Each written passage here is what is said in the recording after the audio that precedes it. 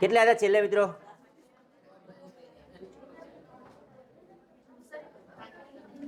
આ નામકરણ પતી ગયું તું?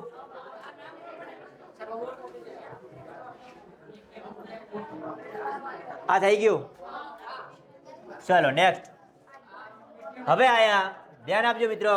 એ પાછળ વાર અવાજ નહીં. હવે છે કાર્બન સંયોજનોના રાસાયણિક ગુણધર્મો. ભાઈ અગાઉ પણ આપણે રાસાયણિક ગુણધર્મો મતલબ ખબર હતી, રાસાયણિક પ્રક્રિયાઓ કરતા. તો આ જેટલા પણ આપણે કાર્બન સંયોજનો ભણ્યા, જેમાં આલ્કેન છે કે આલ્કીન હોય કે આલ્કાઇન હોય કે બીજા કોઈ પણ આપણે ક્રિયાશીલ સમૂહ લગાવતા અને જે પણ સંયોજનો બનતા હતા એ કાર્બન સંયોજનોના આપણે રાસાયણિક ગુણધર્મો જોવાના છે. એમાંનો પ્રથમ ગુણધર્મ છે કાર્બન સંયોજનોનો રાસાયણિક ગુણધર્મોમાં છે કાર્બન સંયોજનોનું દહન. અગાઉ પણ મેં તમને વારંવાર કીધું છે, દહન કરવું મતલબ ઓક્સિજનની હાજરીમાં સળગાવવું, મતલબ ઓક્સિજન સાથે પ્રક્રિયા કરવાની થાય. અને ઘણી વખત એ કહેવાય ઓક્સિડેશન પ્રક્રિયા પણ હોય છે, બરોબર. તો દહન અથવા કાર્બન સંયોજનનું દહન એટલે શું? તો કે કાર્બનના બધા જ અપર રૂપોની વાત કરીએ તો એ હવામાં દહન પામી અને કાર્બન ડાયોક્સાઇડ આપે છે. સાથે સાથે શું આપે છે? ઉષ્મા અને પ્રકાશ. આ વસ્તુ કઈ રીતે યાદ રાખવાની? એક સિમ્પલ ભાષામાં તો શિયાળામાં તમે બધા જો આપણે ચૂલો સળગાવતા હોઈએ છીએ, ઘરે ચૂલો સળગાવીએ, કોલસો કાર્બન છે, શું છે? એ સળગાવો એટલે થાય શું? ઉષ્મા મળે છે, બીજો પ્રકાશ ઉત્પન્ન થાય છે અને બીજો ત્રીજો ધુમાડો કાર્બન ડાયોક્સાઇડ. થઈ ગયું કે નહીં? બસ કાર્બનનું દહન કરો એટલે કાર્બન ડાયોક્સાઇડ, ઉષ્મા અને પ્રકાશ ઉત્પન્ન થાય છે. કેમ કે કોલસો પણ એક શું છે? કાર્બનનું સ્વરૂપ છે ને. આ પહેલું જ ઉદાહરણ જો, કાર્બન પ્લસ O2 CO2 ઉષ્મા અને પ્રકાશ. આ તો એક સામાન્ય સમીકરણ હતું, બરોબર.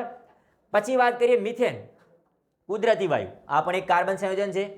મિથેનનું દહન કરીએ તો પણ જો કાર્બન ડાયોક્સાઇડ, ઉષ્મા અને પ્રકાશ. એક તો સામાન્ય નિપજ છે જ, કાર્બન ડાયોક્સાઇડ, ઉષ્મા અને પ્રકાશ. એટલે કાર્બનના કોઈ પણ સ્વરૂપોની વાત કરીએ તો કોઈ પણ સંયોજનની વાત કરીએ, જો એનું દહન કરીએ હવામાં તો કાર્બન ડાયોક્સાઇડ, ઉષ્મા અને પ્રકાશ મળે છે. આ એક અલગ નિપજ છે જે પાણીની વાત કરી છે, બરોબર. સેમ ટુ સેમ જોઈએ તો અહીંયા ઇથેનોલ. આ શું છે? ઇથેનોલ OH ક્રિયાશીલ સમૂહ છે, જો આલ્કોહોલ છે ને, અને બે કાર્બન છે. ઇથેન ઉપરથી શું થઈ ગયો? ઇથેનોલ. ઇથેનોલને દહન કરીએ તો પણ કાર્બન ડાયોક્સાઇડ, ઉષ્મા અને પ્રકાશ મળે છે, પ્લસ H2O મળે છે. આ બંનેમાં H2O મળશે, જ્યારે આમાં ઉષ્મા અને પ્રકાશ અને કાર્બન ડાયોક્સાઇડ નિપજ તરીકે મળે છે. એનો મતલબ એવો છે કાર્બન સંયોજનનું દહન કરો એટલે કાર્બન ડાયોક્સાઇડ, ઉષ્મા અને પ્રકાશ તો સામાન્ય નિપજ મળે છે. મોટા ભાગના કાર્બન સંયોજનો પણ દહન દ્વારા વધુ પ્રમાણમાં ઉષ્મા અને પ્રકાશ મુક્ત કરે છે. ઘણા એવા છે કે જે વધારે પ્રમાણમાં ઉષ્મા અને પ્રકાશ ઉત્પન્ન કરે છે. સંતૃપ્ત હાઇડ્રોકાર્બન સંયોજનો કયા કયા આવે? સંતૃપ્ત, સંતૃપ્ત કીધું છે, અસંતૃપ્ત નથી કીધું. એકલ બંધ વાળા, બરોબર. એટલે કે આલ્કેન શ્રેણી, આલ્કેન શ્રેણી વાળા કહી શકીએ છીએ, બરોબર. તો સંતૃપ્ત હાઇડ્રોકાર્બન સંયોજનો કાળા ધુમાડા રહિત જ્યોત આપે છે. ભાઈ કાળો ધુમાડા વાળી નહીં હો, ધુમાડા રહિત મતલબ કે કાળો ધુમાડો ઉત્પન્ન થતો નથી. કોનામાં? સંતૃપ્તમાં. કોનામાં? સંતૃપ્તમાં. અને અસંતૃપ્ત હાઇડ્રોકાર્બન સંયોજનો ખૂબ જ કાળા ધુમાડા સાથે પીળી જ્યોતથી સળગે છે. ધ્યાન આપજો, સંતૃપ્ત કાર્બન સંયોજનો હોય ને જેમાં એકલ બંધ આપેલા હોય એ ધુમાડા રહિત જ્યોત આપે. અને આને કદાચ ભૂરી જ્યોત હોય. આની કઈ જ્યોત હોય? ભૂરી. બેકગ્રાઉન્ડમાં દેખાય છે તમને? બેકગ્રાઉન્ડમાં મેં પેલો ગેસ સ્ટવ છે, દેખાય છે? આ ભૂરી જ્યોત કહેવાય. કઈ જ્યોત કહેવાય? ભૂરી જ્યોત. તો જે સંતૃપ્ત કાર્બન સંયોજનો હોય એ ભૂરી જ્યોતથી સળગે અને ધુમાડા રહિત, મતલબ એમાં ધુમાડો ઉત્પન્ન થતો. તમે તમારા ઘરે ચૂલો સળગાવશો ધુમાડો ઉત્પન્ન થશે, ગેસ સળગાવશો તેમાં ધુમાડો ઉત્પન્ન થતો. કેમ? કેમ કે ગેસમાં મિથેન વાયુ છે, સંતૃપ્ત છે. કેવા છે? સંતૃપ્ત. એમાં ધુમાડો ઉત્પન્ન થતો નથી અને એની જ્યોત કેવી હોય? ભૂરી જ્યોત હોય. જ્યારે અસંતૃપ્ત કાર્બન સંયોજનની વાત કરીએ તો એ કાળો ધુમાડો પણ ઉત્પન્ન કરે છે અને સાથે સાથે કઈ જ્યોતથી સળગે છે? પીળી જ્યોત છે, બરોબર. અહીંયા મેં બે ઉદાહરણ માટે દર્શાવે છે, ભૂરી અને પીળી જ્યોતને દર્શાવ્યું છે. તો સંતૃપ્ત એ ભૂરી જ્યોત ધુમાડા રહિત અને અસંતૃપ્ત પીળી જ્યોત ધુમાડાવાળી. આટલું યાદ રહેશે, પ્રશ્નમાં પૂછાતું હોય છે, બરોબર. તો આ રીતે સળગતા હોય છે. તેના પરિણામે જે આ સળગતા હોય છે, કાળો ધુમાડો ઉત્પન્ન કરતો હોય છે એની વાત કરીએ, તેના પરિણામે ધાતુની તકતી પર મેશ જમા થાય. આપણે કોઈ પણ એક આવો ધુમાડાવાળી જ્યોત લ્યો અને એના ઉપર ધારો કે ચૂલા ઉપર જ આપણે કોઈ તપેલી રાખીએ, બરોબર. તો તમે જુઓ તપેલી એ શું થાય? નીચેથી કાળી થતી હોય છે, કેમ કે કાળી મેશ જમા થતી હોય એના ઉપર, બરોબર. જે આપણને કાર્બન સંયોજનો જેવા કે નેપ્થેલિન, કપૂર, આલ્કોહોલના દહનથી સમજી શકાય છે. આ બધાનું આપણે કાર્બન સંયોજનનું દહન કરીએ, નેપ્થેલિનનું, કપૂરનું, આલ્કોહોલનું, આ બધાનું દહન કરીએ એટલે આપણને કાળી મેશ ઉત્પન્ન થાય છે, ધુમાડો ઉત્પન્ન થાય છે. જો કે હવાનો પુરવઠો સીમિત કરતા સંતૃપ્ત હાઇડ્રોકાર્બન પણ અપૂર્ણ દહન થઈ અને કાળી મેશ જેવી જ્યોતથી ઉદ્ભવે છે. કદાચ પ્રશ્ન એવો પૂછે કે તમારા ઘરે જે ગેસ છે એ ગેસ ઉપર રાખેલી કોઈ તપેલી અથવા કોઈ વાસણ એના નીચે જો કાળી મેશ જમા થાય એનું કારણ શું? તો આપણે તમે જોયું છે ગેસ સ્ટવમાં જારી હોય છે, નાના નાના છિદ્રો કરેલા હોય છે. બીજું, નીચેના ભાગથી એની અંદર યોગ્ય માત્રામાં ઓક્સિજન ઉમેરાતો હોય. શું ઉમેરાતો હોય? યોગ્ય માત્રામાં. જો ઓક્સિજનનું પ્રમાણ સરખું ના મળે ને, એ સળગવા માટે ઓક્સિજન જરૂરી છે, પણ જો યોગ્ય માત્રામાં ઓક્સિજન ના મળે ને, એટલે એનું સંપૂર્ણ દહન નથી થતું. એનું દહન કેવું થઈ જાય? અપૂર્ણ. એ જે મિથેન વાયુ છે એનું દહન કેવું થઈ જાય? અપૂર્ણ. અને અપૂર્ણ દહન થવાના કારણે એની પીળી જ્યોત થવા માંડે. ઘણી વખત ગેસમાં પણ આવી પીળી જ્યોત થતી હોય છે, એકદમ ભૂરી થતી હોતી નથી. એનું કારણ કે એને યોગ્ય માત્રામાં ઓક્સિજન મળ્યો નથી. આથી અને તેથી જ એ જે તપેલી અથવા કોઈ પણ તમે વાસણ મૂક્યું હોય ને ગેસ ઉપર, એ પણ કાળું થાય છે. બરોબર? તો જો હવાનો પુરવઠો સીમિત કરવામાં આવે, મતલબ કે યોગ્ય માત્રામાં જો એને ઓક્સિજન ના મળતો હોય સળગવા માટે, તો સંતૃપ્ત હાઇડ્રોકાર્બન પણ કેવું દહન કરે છે? અપૂર્ણ દહન થાય છે. આના કારણે કાળી મેશ ઉત્પન્ન થાય છે. બરોબર? ઘરમાં ઉપયોગમાં લેવાતા ગેસ અથવા કેરોસીનના સ્ટવમાં હવા માટે પ્રવેશ માર્ગ આપેલો હોય છે. જે આપણા ગેસના સિલિન્ડર હોય, સિલિન્ડર ના સ્ટવ કહીએ છીએ, સગડીઓની વાત કરી. બરોબર? એની અંદર બનાવટ એવી હોય કે બહારનો વાયુ પણ એની અંદર એન્ટર થઈ શકે સળગે એ વખતે. બરોબર? તો જો યોગ્ય માત્રામાં ના મળે તો એનું દહન કેવું થઈ જાય? અપૂર્ણ. અને અપૂર્ણ થવાથી એના ઉપર કાળી મેશ અથવા એવો ધુમાડો ઉત્પન્ન થાય છે. ઓકે, તો પ્રવેશ માર્ગ હોય છે જેનાથી પૂરતા પ્રમાણમાં ઓક્સિજન એ દહન વખતે મિશ્રણ પામે, અને આથી દહન પામી અને ધુમાડા રહિત ભૂરી જ્યોત આપે છે. આપણો ગેસ જો ભૂરી જ્યોતથી સળગતો હોય તો યોગ્ય માત્રામાં ઓક્સિજન એની અંદર મિક્સ થયું છે, અથવા દહન માટે યોગ્ય માત્રામાં ઓક્સિજન વપરાણો છે. પરંતુ જો યોગ્ય માત્રામાં ઓક્સિજન નહીં પૂરતો મળતો હોય તો એ ભૂરી જ્યોત નહીં સળગે, પણ પીળી જ્યોતથી સળગશે અને ધુમાડો ઉત્પન્ન કરે છે. જો તમારા ઘરના વાસણોના તળિયે કાળી મેશ જમા થતી હોય તો આપણે કહી શકીએ છીએ કે આપણા ઘરના ગેસ સ્ટવમાં દહન થતા વાયુને પૂરતા પ્રમાણમાં ઓક્સિજન મળતો નથી. જો આવું થતું હોય તો એનો મતલબ એવો થયો કે ઓક્સિજન દહન કરવા માટે યોગ્ય માત્રામાં મળતો નથી. આથી આપણા ઘરમાં જે વાસણો ગેસ ઉપર ગેસની વાત છે હો ભાઈ, તમે એમ ના કહેતા સાહેબ મારા ઘરમાં આવું રોજ થાય છે, પણ ચૂલા ઉપર મૂક્યો થાય. એટલે ગેસ ઉપરની વાત કરીએ. જો ગેસ ઉપર મૂકતા પણ જો તમારા વાસણો જે એ જો કાળા થતા હોય તો એનું કારણ શું છે? એને યોગ્ય માત્રામાં ઓક્સિજન મળતો નથી. એટલે એ જે વાયુ છે, વાયુનું દહન સંપૂર્ણ રીતે થતું નથી. આના કારણે મેશ જમા થાય છે. કારણ પૂછે તો આવડે કે ના આવડે? તમને પૂછે કે તમારા ઘરની અંદર જે ગેસ ઉપર મૂકેલું કોઈ પણ વાસણ છે, વાસણની નીચે મેશ જમા થાય છે, કારણ આપો. તો આવો પ્રશ્ન પૂછે તો પણ તમને ખબર હોવી જોઈએ કેમ કાળી મેશ જમા થાય છે. કેમ કે જે વાયુ સળગે છે એ વાયુ એને યોગ્ય માત્રામાં ઓક્સિજન અથવા પૂરતા પ્રમાણમાં ઓક્સિજન ન મળતા એ વાયુનું અપૂર્ણ દહન થાય છે. વાયુ મતલબ એ સંતૃપ્ત હાઇડ્રોકાર્બનનું સંયોજન. બરોબર? એનું અપૂર્ણ દહન થવાથી એ પીળી અને ધુમાડાવાળી જ્યોતથી સળગે છે. આથી આ ધુમાડો આપણા વાસણના તળિયે જમા થાય છે, જેને આપણે કાળી મેશ કહીએ. આથી એ કાળા મેશ થતો હોય છે. ખ્યાલ પડી તમને? આ કારણ તમે લખી શકો છો. કોલસો તથા પેટ્રોલ જેવા બળતણમાં થોડી માત્રામાં નાઇટ્રોજન અને સલ્ફર હોય છે, જેના દહનના કારણે સલ્ફર તથા નાઇટ્રોજનના ઓક્સાઇડ અથવા ઓક્સાઇડનું નિર્માણ થાય છે, જે પર્યાવરણને ખૂબ જ પ્રદૂષક અથવા મુખ્ય ઘટક છે પર્યાવરણને નુકસાનકારક તરીકે. બરોબર? કોણ? કોલસો અને પેટ્રોલ પેદાશો. જે પણ પેટ્રોલ પેદાશો એને સળગાવો ને એની અંદર શું હોય ખબર છે? નાઇટ્રોજન અને સલ્ફર. તો જ્યારે સળગાવો ત્યારે નાઇટ્રોજન અને સલ્ફરનું ઓક્સિડેશન થઈ જાય, અને ઓક્સિડેશન થાય એનો મતલબ નાઇટ્રોજન ઓક્સાઇડ બને, સલ્ફર ઓક્સાઇડ બને, આવું બની જાય છે. બરોબર? એટલે નાઇટ્રોજન અને સલ્ફરના ઓક્સાઇડ બને છે, જે પર્યાવરણને દૂષિત અથવા પ્રદૂષિત કરવા માટેના મુખ્ય ઘટકો પણ કહેવામાં આવે છે. ઓકે, તો આ વાત હતી કાર્બન સંયોજનનું દહન. તો દહન પૂછે તો આ સમજાવવાનું થશે અને આ રાસાયણિક પ્રક્રિયાઓ લખવાની થશે. બરોબર? એમાં કશું જ નહીં. યાદ શું રાખવાનું? કાર્બન સંયોજનો કયા કયા? એક તો પહેલું કાર્બન જ. પહેલું કયું લઈ લેવાનું? કાર્બન. કાર્બન ડાયોક્સાઇડ પ્લસ ઉષ્મા અને પ્રકાશ. બીજું એક લઈ લો સંતૃપ્તની વાત કરીએ, CH4. Methane. Methane plus O2. ઉષ્મા ઓક્સિજનની હાજરીમાં જ ગરમ કરવાનું આવે. દહન મતલબ ઓક્સિજન સાથે પ્રક્રિયા હોય. અગાઉ આપણે 3 પ્રક્રિયા ચેપ્ટરમાં પણ મેં તમને કીધું હતું કે જ્યારે દહન શબ્દ આવે ને ત્યારે તમારે સમજી લેવાનું કોના સાથે પ્રક્રિયા છે? ઓક્સિજન સાથે. બરોબર? તો મિથેનની ઓક્સિજન સાથે પ્રક્રિયા થાય એટલે આમાં એક વસ્તુ નવી એડ કરી દેવાની. શું? પાણી પ્લસ ઉષ્મા અને પ્રકાશ. બરોબર? ત્યારબાદ આની અંદર એના પછી બીજું એક આલ્કોહોલનું સંયોજન લઈ લીધું, ઇથેનોલ. CH3CH2OH પ્લસ ઓક્સિજનની હાજરીમાં શું કર્યું? એને દહન કર્યું. આ બંનેની નિપજ સેમ ટુ સેમ રાખવાની. સંતુલિત કરવાની જરૂર છે નહીં. ઉષ્મા અને પ્રકાશ. બરોબર? લખી શકાય છે. તો આ પ્રમાણે તમે કોઈ પણ કાર્બન સંયોજનો જો એનું ઓક્સિજનની હાજરીમાં દહન થાય તો કાર્બન ડાયોક્સાઇડ, ઉષ્મા અને પ્રકાશ મળે છે. આ નિપજ આપણને મળશે. ઓકે, ખ્યાલ પડશે? તો આ વાત હતી કાર્બન સંયોજનોનું દહન. હવે વાત કરીએ ઓક્સિડેશન પ્રક્રિયા. બીજી રીતે કહીએ તો આલ્કોહોલનું કાર્બોક્સિલિક એસિડમાં થતું ઓક્સિડેશન. કોનું? આલ્કોહોલનું કાર્બોક્સિલિક એસિડમાં. જો એક ક્રિયાશીલ સમૂહમાંથી બીજા ક્રિયાશીલ સમૂહમાં આવી ગયા આપણે. આલ્કોહોલ કયો ક્રિયાશીલ? આલ્કોહોલ ક્રિયાશીલ સમૂહ છે કે નહીં? એમાં કયો વિષમ પરમાણુ લાગે તમને ખબર છે? આલ્કોહોલમાં OH. કોણ લાગે? અને કાર્બોક્સિલિક એસિડમાં COOH. અહીંથી અહીં કન્વર્ટ થયું. તમને એમ કીધું કઈ રીતે? તો કે એક નવો ઓક્સિજન જોડાણો. એક નવો ઓક્સિજન, કાર્બન સાથે એક નવો ઓક્સિજન જોડાઈ ગયો એટલે શું થઈ ગયો? COOH. ઓક્સિજન ક્યારે જોડાય? કે જ્યારે કઈ પ્રક્રિયા થાય? ઓક્સિડેશન. તો આલ્કોહોલનું ઓક્સિડેશન થાય એટલે કાર્બોક્સિલિક એસિડનું સંયોજન મળે. બરોબર? એક સિમ્પલ ઉદાહરણ. દાખલા તરીકે હું ઇથેનોલ લઈ લઉં, CH3 CH2OH. આ છે ઇથેનોલ, એટલે આલ્કોહોલ કહેવાય. આ આલ્કોહોલ જો ઓક્સિડેશન થાય શું થાય? તો આમાંથી બની શું જાય ખબર છે? Ethanoic acid, CH3 COOH, ethanoic acid. સમજ્યા કે નહીં? એનું ઓક્સિડેશન થયું એટલે આ પ્રક્રિયા પ્રમાણે તમે એનું ઇથેનોઇક એસિડમાં કન્વર્ટ થઈ જાય છે. તો આ પ્રક્રિયા પણ અહીંયા દર્શાવી છે. બરોબર? એક કસનળીમાં આશરે 3 ml ઇથેનોલ લેવામાં આવે છે. અહીંયા એક કસનળી દર્શાવી છે. કસનળીને આપણે શું લીધું છે? 3 ml ઇથેનોલ, CH3 CH2OH, મતલબ આલ્કોહોલ. શું લીધું? આલ્કોહોલ. ઓકે. પછી તેને હુંફાળું ગરમ કરવામાં આવે છે. આને વોટર બાથ કહેવાય. એને ડાયરેક્ટ ગરમ કરવામાં આવ્યો નથી. આલ્કોહોલને ડાયરેક્ટલી ગરમ કરાય નહીં.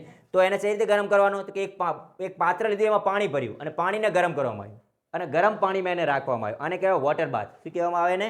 વોટર બાથ. બરોબર? આપણે પણ જે કહીએ વોટર બાથ જ કહેવાય.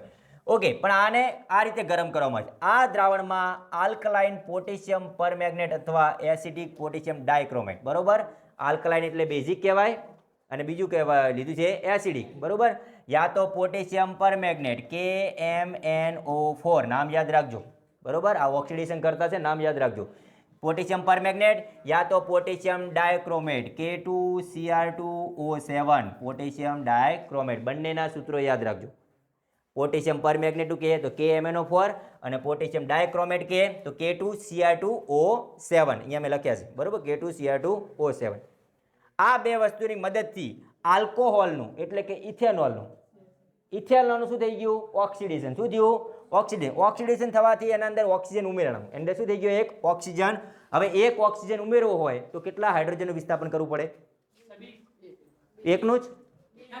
2 હાઇડ્રોજનનું વિસ્થાપન કરવું પડે. કેટલા હાઇડ્રોજનનું?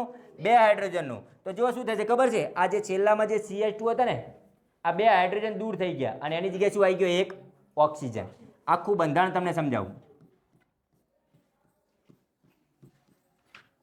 ચલો, આ ઇથેનોલ છે. આ બાજુ દેખાય છે? આ ઇથેનોલ થયો. ઇથેનોલનું પોટેશિયમ પરમેંગનેટ અથવા પોટેશિયમ ડાયક્રોમેટની મદદથી ઓક્સિડેશન કરવામાં આવ્યું. શું કરવામાં આવ્યું? ઓક્સિડેશન. ઓક્સિડેશનની પ્રક્રિયાનો મતલબ શું થાય? હાઇડ્રોજન દૂર થાય, ઓક્સિજન ઉમેરાય. કહેવાય કે નહીં? બે રીતે કહી શકાય ને? ઓકે. અહીંયા હાઇડ્રોજન દૂર થશે. મારે એક ઓક્સિજન ઉમેરવો હોય તો સ્વાભાવિક છે ઓક્સિજનની સંયોજકતા 2 છે. આથી મારે અહીંયાથી આ કાર્બનમાંથી 2 હાઇડ્રોજન દૂર કરવા પડે. તો ચલો, એ બીજા નંબરના કાર્બનમાંથી મેં કેટલા હાઇડ્રોજન દૂર કરી દીધા? 2 હાઇડ્રોજન દૂર કરી દીધા. એટલે હવે વિચારો શું થયું? એની જગ્યાએ ડબલ બોન્ડથી એક ઓક્સિજન જોડાઈ ગયો અને સિંગલ બોન્ડથી OH હતા ને, એમને એમ શું બની ગયું? CH3 COOH બની ગયા આખું સમીકરણ. આ બંધારણ, આ સામાન્ય સૂત્ર અણુસૂત્ર કહેવાય અને આ એનું બંધારણીય સૂત્ર કહેવાય. જો બંધારણીય સૂત્ર કહે તો આ રીતે પણ લખાય કે CH3 CH2OH એમાંથી CH3 COOH આ પ્રમાણે થાય છે. ખબર પડી? તો આ ઓક્સિડેશન થયું કેમ કે ઓક્સિજન ઉમેરાણો, સાથે સાથે હાઇડ્રોજન શું થઈ ગયો? દૂર થઈ ગયો. બરોબર? તો આ પ્રક્રિયા શું કહેવા માંગે છે કે આલ્કોહોલનું પોટેશિયમ પરમેંગનેટ અથવા પોટેશિયમ ડાયક્રોમેટની મદદથી અથવા એની મદદથી ઓક્સિડેશન થઈ અને ઇથેનોઇક એસિડ અથવા કાર્બોક્સિલિક એસિડ બને છે. આલ્કોહોલનું કાર્બોક્સિલિક એસિડમાં થતું ઓક્સિડેશન. આ થઈ ગયું ઇથેનોલ. એટલે આલ્કોહોલ છે યાર. બરોબર? આલ્કોહોલ સમૂહ છે અને આ છે કાર્બોક્સિલિક એસિડનો સમૂહ ઇથેનોઇક એસિડ. ઓકે. હવે અહીંયા વાત કરીએ ઓક્સિડેશન કરતા એટલે શું? તો ઓક્સિડેશન કરતા એટલે શું? કેટલા પદાર્થો અન્ય પદાર્થમાં ઓક્સિજન ઉમેરવા માટે સક્ષમ હોય છે, જેને ઓક્સિડેશન કરતા કહેવાય છે. ઓક્સિડેશન કરતાનો મતલબ એક એવો પદાર્થ કે જે બીજાની અંદર ઓક્સિજન ઉમેરી શકતો હોય. બરોબર? બીજાનું ઓક્સિડેશન કરી શકતો હોય. ઓક્સિડેશન કરી શકે એને જ ઓક્સિડેશન કરતા કહેવાય. એટલે કેટલાક પદાર્થો એવા છે કે જે અન્ય પદાર્થ એટલે કે બીજા પદાર્થમાં ઓક્સિજન ઉમેરી શકે છે. બીજા પદાર્થમાં શું કરી શકે છે? ઓક્સિજન ઉમેરી શકે છે અથવા એના માટે સક્ષમ હોય છે. એવા પદાર્થને શું કહેવાય? ઓક્સિડેશન કરતા કહેવામાં આવે છે. ઉપરની પ્રક્રિયામાં આલ્કોણ ઉમેરી શકે છે આ બે જણા. તો આ પ્રક્રિયામાં પોટેશિયમ પરમેંગનેટ કહીએ અથવા એસિડિક પોટેશિયમ ડાયક્રોમેટ એ આલ્કોહોલનું કાર્બોક્સિલિક એસિડમાં ઓક્સિડેશન કરે છે. આથી એ બંને શું કહેવાય? ઓક્સિડેશન કરતા.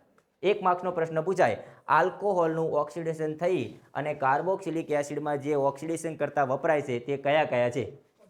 તો આ બંનેના નામ યાદ રાખવા પડશે, બરોબર? જે આ ઉપર ઉદ્દીપકમાં લખ્યા કે નહીં આપણે. તો અથવા એમ પણ પૂછી લે, પોટેશિયમ પરમેંગનેટ નીચેનામાંથી કયું અણુસૂત્ર પોટેશિયમ પરમેંગનેટનું છે? તો એમના નામ, એમના સૂત્ર તમને ખબર હોવા જોઈએ. પોટેશિયમ પરમેંગનેટ KMnO4 અને પોટેશિયમ ડાયક્રોમેટ K2Cr2O7. મગજમાં બેસાડી જ દેજો, બરોબર?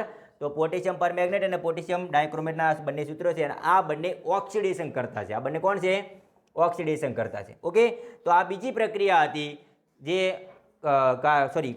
શું કહેવાય રે કાર્બન સંયોજનો છે એમનું એક બીજી રાસાયણિક પ્રક્રિયા ઓક્સિડેશન પ્રક્રિયા, બરોબર? નેક્સ્ટ હવે વાત કરીએ કાર્બન સંયોજનની અંદર બીજું એક યોગશીલ પ્રક્રિયા. કઈ પ્રક્રિયા છે? યોગશીલ પ્રક્રિયા. આપણે 4 પ્રક્રિયા ભેગી જોઈ લઈશું. યોગશીલ પ્રક્રિયા એટલે શું અને બીજી રીતે પ્રશ્ન પૂછાય તો કે વનસ્પતિ તેલના હાઇડ્રોજનીકરણની પ્રક્રિયા. યોગશીલમાં તમે જો અહીંયા તમે પ્રશ્ન જોજો એટલે ખબર પડશે નવું જોડાય છે. વિસ્થાપનમાં જેમ હાઇડ્રોજન દૂર કરતા હતા ને, યોગશીલમાં હાઇડ્રોજન ઉમેરવાનું.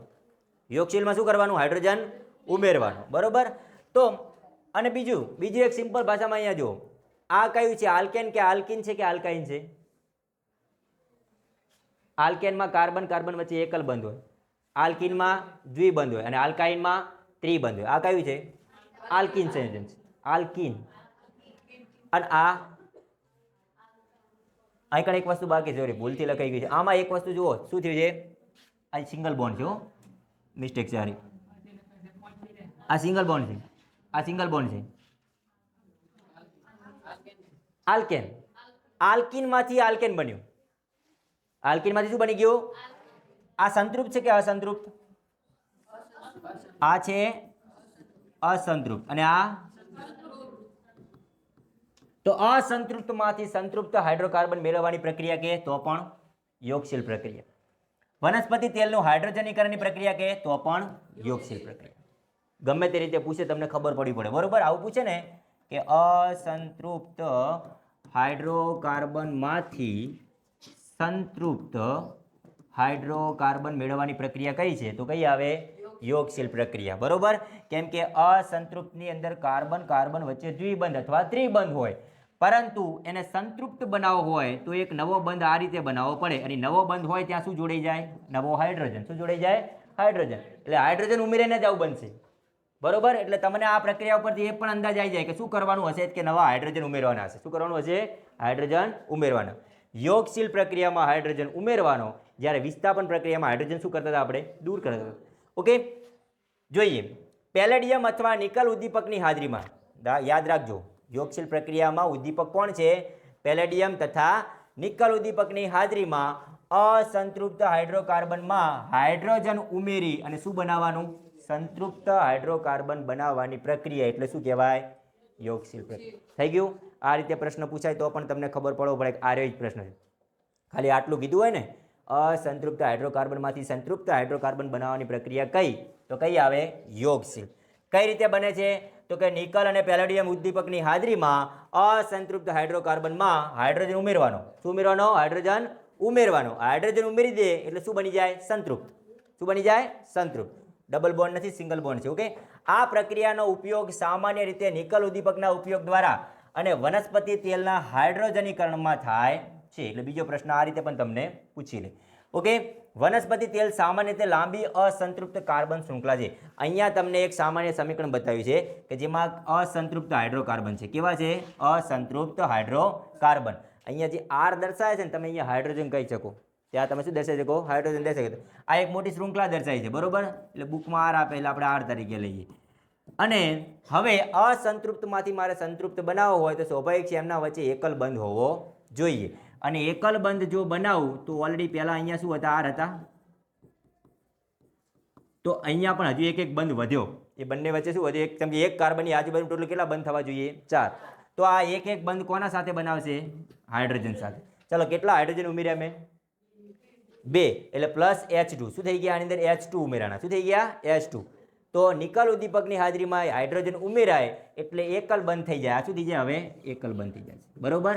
અને જો આ 2 હાઇડ્રોજન ઉમેરી ગયા, દેખ્યા? તો આ પ્રક્રિયાને આપણે યોગશીલ પ્રક્રિયા કહીએ છીએ, બરોબર. બીજું, વનસ્પતિ તેલના હાઇડ્રોજનીકરણમાં, હાઇડ્રોજનીકરણ મતલબ એની અંદર હાઇડ્રોજન ઉમેરવાની વાત કરી છે, બરોબર. તો એના માટે પણ આપણે આ પ્રક્રિયાનો ઉપયોગ થાય છે. વનસ્પતિ તેલ સામાન્ય રીતે લાંબી અસંતૃપ્ત કાર્બન શૃંખલા છે. પ્રશ્ન પૂછી લે કારણ સાથે, તો ખરો ખોટો પૂછી લે. વનસ્પતિ તેલ એ સંતૃપ્ત કાર્બન શૃંખલા છે, સાચું કે ખોટું? તો સંતૃપ્ત નહીં આવે, શું આવશે? અસંતૃપ્ત. જ્યારે પ્રાણીજ ચરબીમાં સંતૃપ્ત કાર્બન શૃંખલા હોય, આપણી શરીરની વાત કરીએ, આપણા ચરબીની અંદર કાર્બન શૃંખલા કેવી છે? સંતૃપ્ત. અને વનસ્પતિ તેલમાં અસંતૃપ્ત છે. જાહેરાતોમાં કહેવામાં આવે છે કે કેટલાક વનસ્પતિ તેલ સ્વાસ્થ્યવર્ધક હોય છે. સામાન્ય રીતે પ્રાણીજ ચરબીમાં સંતૃપ્ત ફેટી એસિડ હોય છે જે સ્વાસ્થ્ય માટે નુકસાનકારક હોય છે. આપણા શરીરની જે ચરબીમાં ફેટી એસિડ છે એ સંતૃપ્ત કાર્બન સંયોજન છે અને એ આપણા માટે કેવું હોય છે? નુકસાનકારક હોય છે. આથી ખોરાક રાંધવા માટે આપણે અસંતૃપ્ત ફેટી એસિડનો ઉપયોગ કરવો પડે. અને એ કોણ? તો કે વનસ્પતિ તેલ. એ કોણ છે? વનસ્પતિ તેલની વાત કરી છે, બરોબર. એટલે આપણે એવા તેલ પસંદ કરવા જોઈએ. તો જ્યારે તમને યોગશીલ પ્રક્રિયાનું પૂછે ત્યારે તમારા મગજમાં આવી જવું પડે હાઇડ્રોજન ઉમેરવાનો છે. અને જો કાર્બન શૃંખલામાં હાઇડ્રોજન ઉમેરું તો એ કઈ રીતે ઉમેરી શકાય? ભાઈ સંતૃપ્તમાં તમે ના ઉમેરી શકો. આમાં તમે એક હાઇડ્રોજન ઉમેરી શકો? જગ્યા જ નથી એના માટે.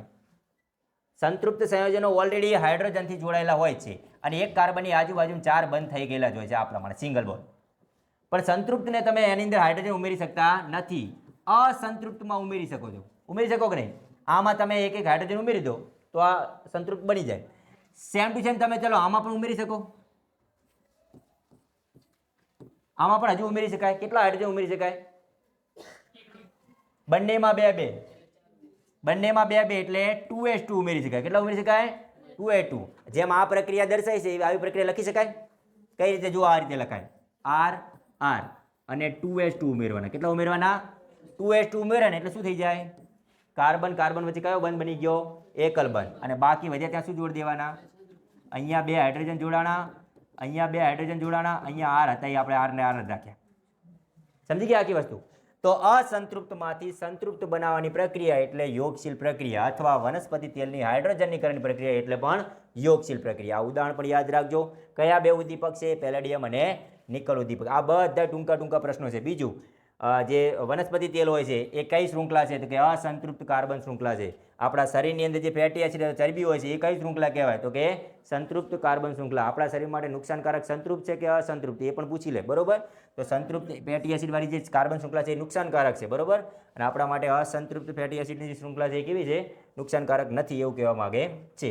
તો આ વાત હતી વિસ્થાપન પ્રક્રિયા. હવે યોગશીલ પ્રક્રિયા. હવે આવ્યું વિસ્થાપન પ્રક્રિયા. કઈ પ્રક્રિયા છે? વિસ્થાપન. તો અહીંયા તમને ખબર પડે કે અહીંયા હાઇડ્રોજન શું કરવાનું થશે? દૂર કરવાનું થશે, બરોબર. સૂર્યપ્રકાશની હાજરીમાં ક્લોરીન વડે સંતૃપ્ત હાઇડ્રોકાર્બનમાંથી હાઇડ્રોજન દૂર કરવાની ક્રિયાને શું કહેવાય? વિસ્થાપન. આ તો આપણે અગાઉ પણ જોયું કે ભાઈ હેલોજન સમૂહ જોડતા હતા તમે, Cl અથવા Br, Cl અથવા Br, ક્લોરો અને બ્રોમો. તો એ દૂર કરવા માટે તમારે શું કરવું પડે? હાઇડ્રોજનને વિસ્થાપિત કરો. એ જોડવા માટે હાઇડ્રોજન શું કરવું પડે? વિસ્થાપિત કરવો પડે છે. તો એ જ પ્રક્રિયા અહીંયા લખેલી છે કે ભાઈ મિથેન, એનું બંધારણ હું અહીંયા દર્શાવું છું. મિથેન માટે CH4 આવે. હવે તમને દરેક સૂત્રના અણુસૂત્રના બંધારણીય સૂત્ર પણ આવડી જવા જોઈએ, બરોબર. એની સાથે શું જોડવો છે? ક્લોરીન. શું જોડવો છે? ક્લોરીન. તો ક્લોરીન જોડવો હોય તો હાઇડ્રોજન શું કરવું પડશે? મારે વિસ્થાપન કરવું પડશે, બરોબર. અહીંયા ક્લોરીન કોઈ દિવસ Cl સ્વરૂપે એકલો હોય નહીં. અગાઉ પણ કીધું Cl2 સ્વરૂપે જ હોય.